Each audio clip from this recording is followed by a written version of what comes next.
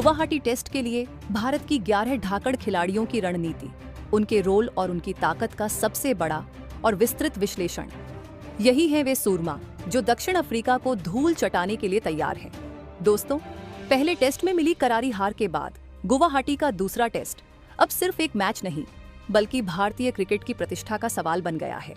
कप्तान ऋषभ पंत ने इस दबाव में 2 बड़े और साहसी बदलाव किए हैं। शुभमन गिल की जगह युवा साई सुदर्शन को मौका मिला है और टीम ने नंबर 4 पर एक नए चेहरे देवदत्त पडिक्कल पर भरोसा जताया है। ये टीम 7 स्पेशलिस्ट बल्लेबाजों, नंबर 8 तक 3 विश्व स्तरीय स्पिनरों और 2 घातक तेज गेंदबाजों के साथ सबसे संतुलित नजर आ रही है। दोस्तों, आज हम इसी फाइनल प्लेइंग 11 के हर खिलाड़ी को नंबर वाइज विस्तार से समझेंगे। हम देखेंगे कि कैसे पंत ने इस टीम के जरिए बाएं हाथ और दाएं हाथ के बल्लेबाजों का बेहतरीन मिश्रण तैयार किया है और कैसे यह टीम दक्षिण अफ्रीका के तेज आक्रमण और स्पिन आक्रमण का मुकाबला करेगी। ये विश्लेषण टीम की रणनीति की पूरी तस्वीर आपके सामने रखेगा। भारत की फाइनल प्लेइंग 11 का विस्तृत विश्लेषण। 1. यशस्वी जायसवाल। दोस्तों, प्लेइंग 11 में यशस्वी जायसवाल का स्थान निर्विवाद है, लेकिन उन पर अब पहले से कहीं ज्यादा दबाव है। उन्हें केएल राहुल के साथ मिलकर एक ऐसी शुरुआत देनी होगी जिससे पिछले टेस्ट की तरह शुरुआती झटके न लगे। जायसवाल की सबसे बड़ी ताकत उनकी निडरता है। अगर वह पिच पर कुछ समय बिता लेते हैं तो वह तेज रन बनाकर दक्षिण अफ्रीकी तेज गेंदबाजी जोड़ी पर मानसिक दबाव बना सकते हैं। उनकी आक्रामक शैली टेस्ट मैच की लय को पलटने की क्षमता रखती है। दोस्तों, गुवाहाटी की पिच अगर स्पिन को मदद करती है तो जायसवाल अपने स्वीप और रिवर्स स्वीप शॉट्स का इस्तेमाल करते हुए स्कोरबोर्ड को तेजी से आगे बढ़ाएंगे। उन्हें विशेष रूप से कगिसो रबाडा और मार्को जानसेन की शुरुआती स्पेल को सम्मान देना होगा, लेकिन एक बार सेट होने के बाद कप्तान पंत उनसे बड़ी और तेज पारी की उम्मीद करेंगे। उनकी उपस्थिति टीम को एक विस्फोटक लेफ्ट हैंड ओपनर का विकल्प देती है। उनकी तकनीक, खासकर फ्रंट फुट पर, उन्हें एक विश्व स्तरीय ओपनर बनने की दिशा में ले जा रही है। 2. केएल राहुल। दोस्तों, केएल राहुल इस टीम के अनुभवी स्तंभ हैं और वह एक बार फिर ओपनिंग की जिम्मेदारी संभालेंगे। पहले टेस्ट में मध्य क्रम में खेलने के बाद गिल की चोट ने उन्हें फिर से उनकी पसंदीदा ओपनिंग स्लॉट पर धकेल दिया है। राहुल का मुख्य रोल एक छोर को संभालकर रखना है।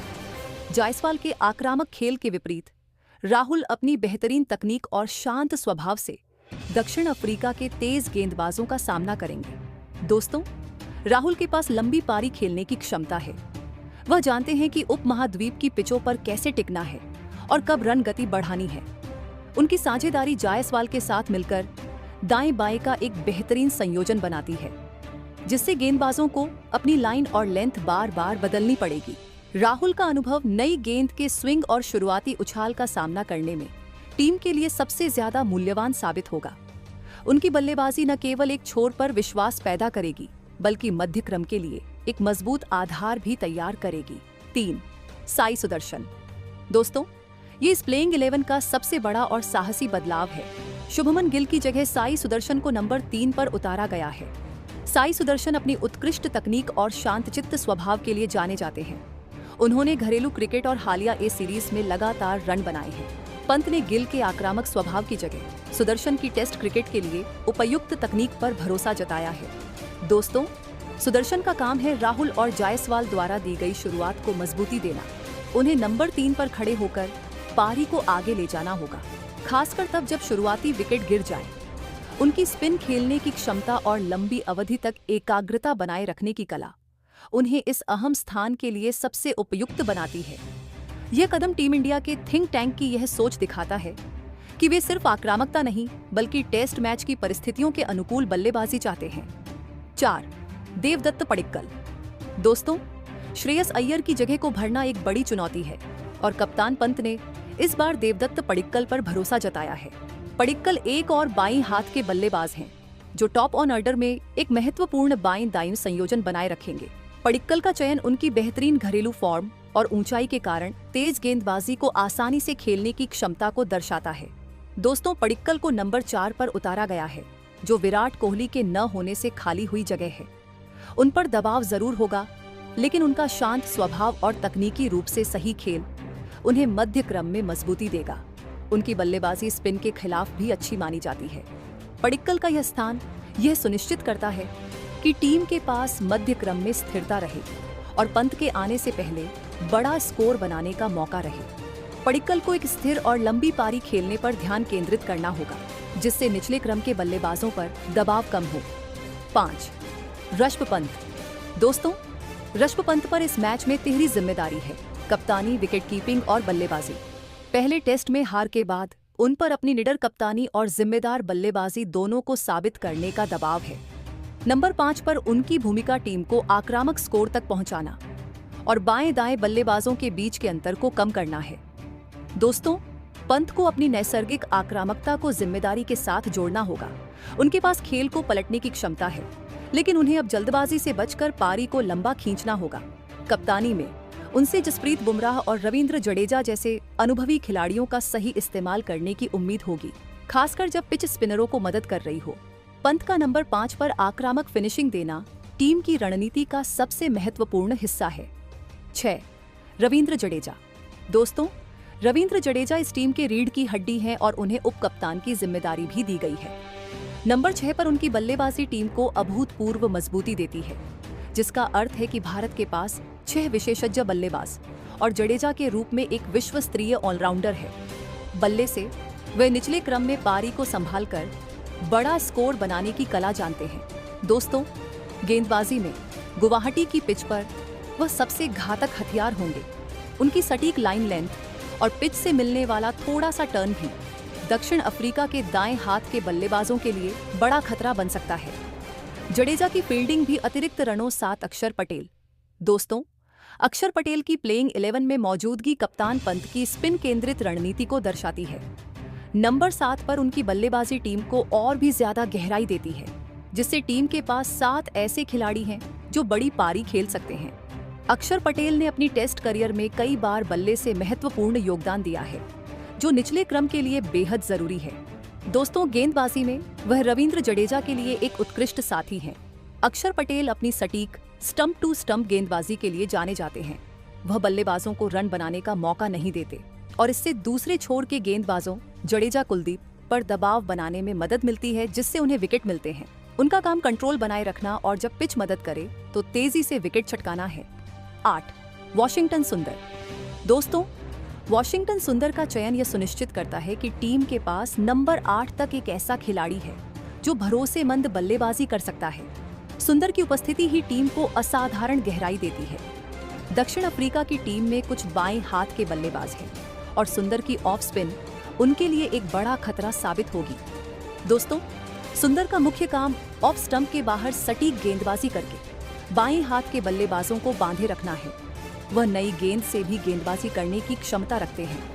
पंत का यह फैसला स्पष्ट करता है कि वह किसी भी हाल में बल्लेबाजी से कोई समझौता नहीं करना चाहते थे, भले ही इसके लिए उन्होंने एक विशेषज्ञ तेज गेंदबाजों को बाहर क्यों न रखा हो। सुंदर की शांत गेंदबाजी और बल्लेबाजी का संयोजन इस टीम के लिए सबसे बड़ा सुरक्षा कवच है। 9. जसप्रीत बुमराह। दोस्तों, जसप्रीत बुमराह इस प्लेइंग 11 के सबसे महत्वपूर्ण गेंदबाज हैं। वह न केवल तेज गेंदबाजी आक्रमण का नेतृत्व करेंगे, बल्कि अपनी सटीक और अप्रत्याशित गेंदबाजी से शुरुआती सफलता भी दिलाएंगे।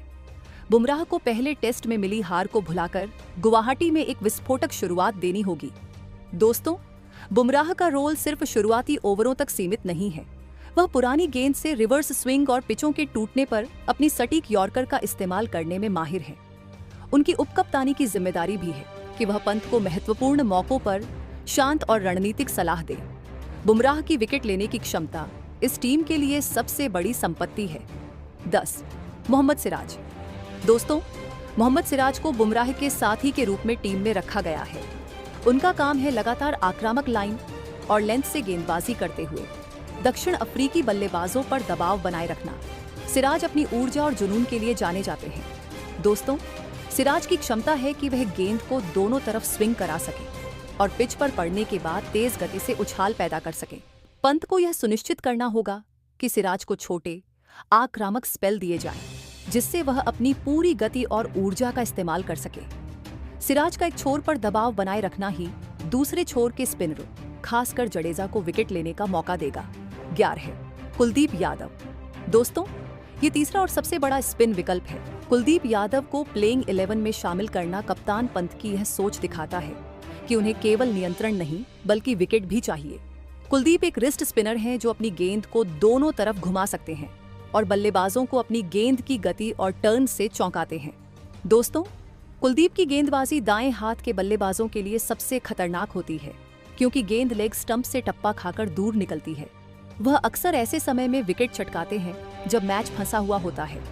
जडेजा और अक्षर पटेल की नियंत्रण वाली उंगली की स्पिन के बाद कुलदीप की कलाई की स्पिन भारत के गेंदबाजी आक्रमण को पूरी विविधता देती है, जिससे यह टीम दक्षिण अफ्रीका को हराने में सक्षम हो जाती है। दोस्तों, कप्तान ऋषभ पंत ने शुभमन गिल जैसे बड़े नाम की अनुपस्थिति में साई सुदर्शन और देवदत्त पडिक्कल जैसे युवा खिलाड़ियों पर भरोसा जताकर एक साहसी और भविष्य उन्मुख प्लेइंग 11 चुनी है। इस टीम के पास नंबर 8 तक की अभूतपूर्व बल्लेबाजी गहराई है और जडेजा, अक्षर, सुंदर, कुलदीप की 4 स्पिनरों की तिकड़ी जीत की पूरी गारंटी देती है। दोस्तों, ये प्लेइंग 11 न केवल सीरीज में वापसी का संकेत है बल्कि भारतीय टेस्ट क्रिकेट में एक नए निडर युग की शुरुआत भी है। अब देखना यह है कि ये 11 धाकड़ खिलाड़ी गुवाहाटी की पिच पर हार का बदला कैसे लेते हैं।